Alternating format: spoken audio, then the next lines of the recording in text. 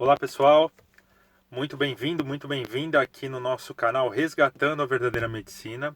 Gratidão por você estar aqui, me prestigiando o canal, prestigiando os vídeos. A reflexão que eu gostaria de compartilhar hoje, pessoal, é acerca do que tem sido falado aí na mídia sobre essa questão do Drauzio Varella e essa questão dele ter ido na cadeia entrevistar uma pessoa trans, que é uma pessoa que é uma assassina, que matou, acho que uma criança, se eu não me engano. Não sei detalhes porque eu não vi essa reportagem, graças a Deus. Como eu compartilhei com vocês, eu não assisto televisão, mas a força, pessoal, a influência da mídia é tão forte que a informação chega a você mesmo você não assistindo televisão. Você, por exemplo, vai numa página de Facebook, você vê lá pessoas colocando opiniões a respeito disso, favoráveis e contrárias ao Drauzio, a atitude que ele teve de abraçar lá a pessoa que está presa. E às vezes alguma pessoa vem comentar com você: nossa, você viu o que o Drauzio Varella fez? Ele abraçou um assassino, sei lá. Tava vendo como é difícil a vida dentro da prisão. Enfim, eu queria só compartilhar com vocês, pessoal, reforçando a minha opinião sobre todo esse processo midiático. Percebam, pessoal, vou fazer uma análise bem ampla e semântica dessa situação. Percebam como a mídia trabalha sempre procurando focar nas emoções das pessoas. O que ela está procurando trabalhar aí nesse vídeo, pessoal? A raiva. A raiva.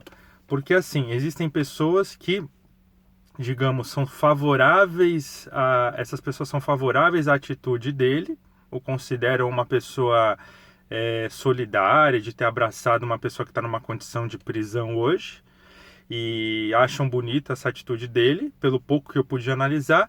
E tem outras pessoas que acharam uma coisa muito feia, horrível que ele fez, porque essa pessoa cometeu um assassinato e ele devia estar indo lá abraçar a família dessa pessoa.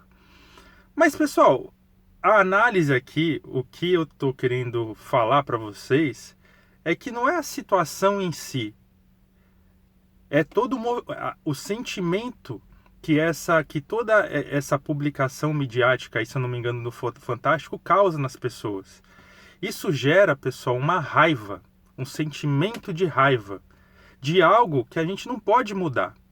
A gente fica com raiva do Drauzio, por ele ter feito isso, e fica com raiva do assassino.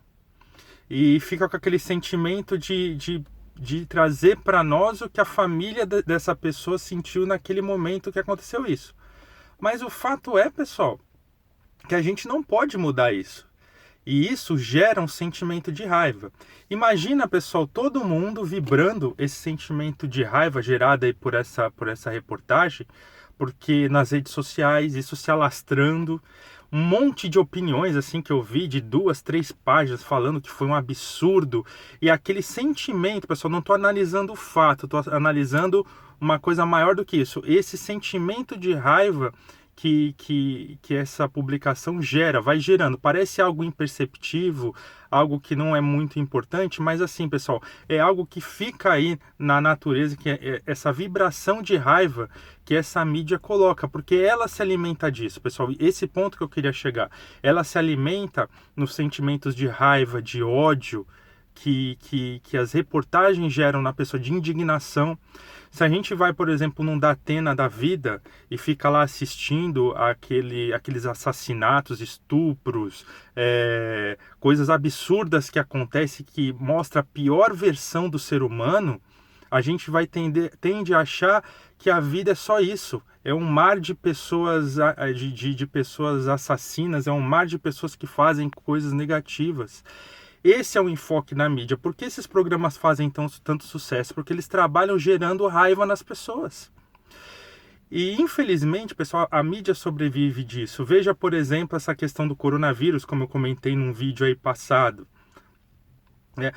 O porquê que tanto é falado tanto no coronavírus? Porque isso gera medo nas pessoas. gera medos na pessoa. A intenção, pessoal, infelizmente, no meu ponto de vista, não é informar de fato a população, né? Tudo bem, é uma realidade, algo que está acontecendo, que foi descoberto, mas assim, o enfoque, o que a mídia mais trabalha é que, através do medo que essa situação gera nas pessoas, elas vão consumir cada vez mais informações a respeito disso. Isso gera lucro para a mídia, né?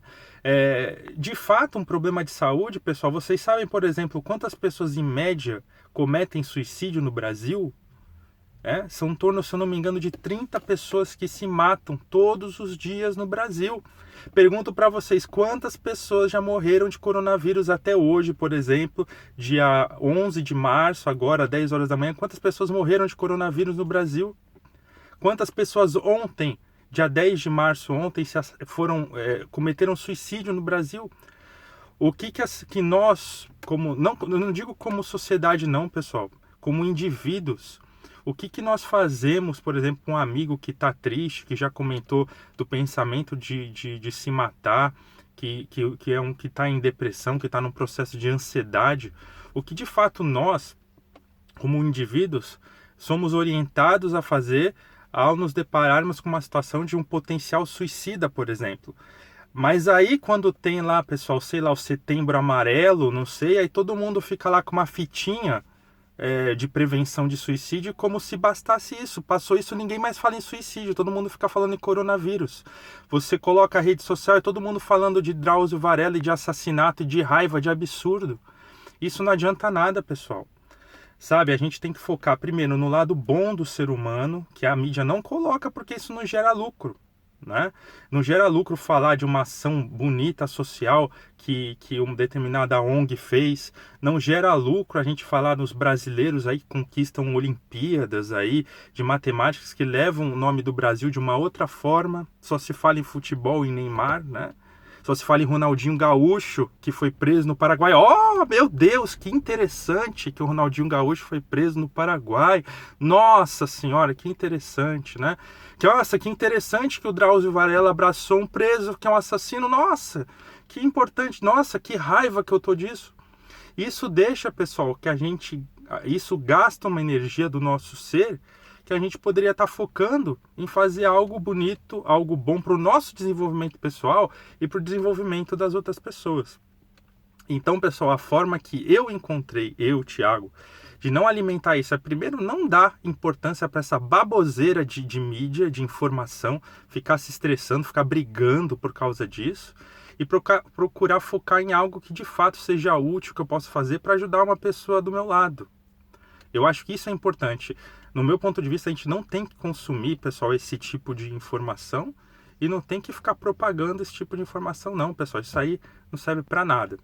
Então essa é a minha breve reflexão de hoje, pessoal. Muito obrigado por você sempre estar aqui me prestigiando. Se você gostou, por favor, curte aí no nosso canal, se inscreva aí no nosso canal Resgatando a Verdadeira Medicina, para a gente sempre poder estar trazendo alguns temas médicos, alguns temas de desenvolvimento pessoal e alguns temas aí de espiritualidade também, que eu gosto bastante e procuro trazer no canal.